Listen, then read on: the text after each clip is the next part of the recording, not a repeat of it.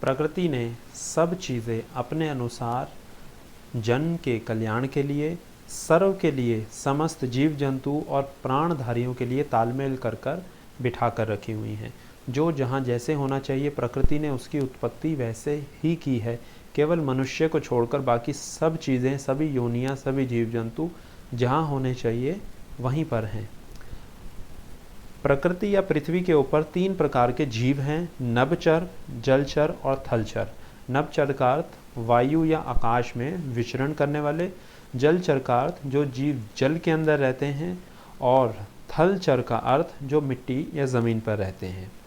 यदि नभचर जीवों को बांध दिया जाए और उन्हें उड़ने ना दिया जाए तो वह अपने स्वभाव या प्रकृति से दूर होने के कारण शीघ्र ही अपने प्राणों को त्याग देंगे, अपने जीवन की ऊर्जा को खोते चले जाएंगे या फिर अनेक प्रकार के रोगों से ग्रस्त होते चले जाएंगे।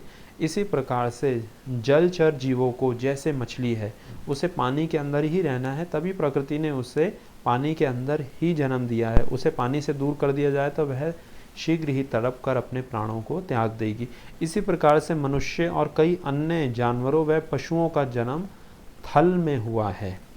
उन्हें मिट्टी के संपर्क में रहकर ही ऊर्जा और स्वास्थ्य प्राप्त होता है। थलचर जीवों में केवल मनुष्य को छोड़कर बाकी सब जीव नंगे बदन रहते हैं, चाहे कुत्ता हो, बिल्ली हो, भैंस, बकरी, भेड़, गाय आदि।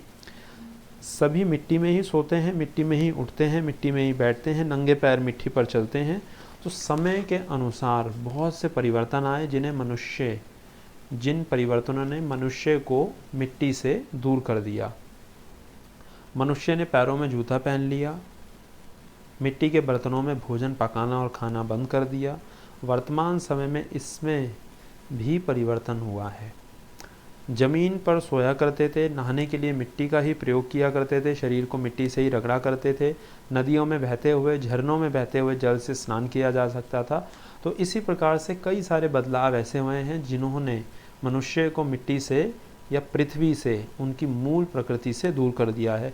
अब इसमें कुछ परिवर्तन समय की मांग के अनुसार आवश्यक भी थे, परंतु फिर भी कुछ ऐसी चीज़ें हैं जिन्हें हम आज भी आधुनिक जीवन शैली में भी अपना सकते हैं और लाभ प्राप्त कर सकते हैं, जो चीज़ें आपको पृथ्वी या मिट्टी के नज़दीक लेके आ सकती हैं वापस।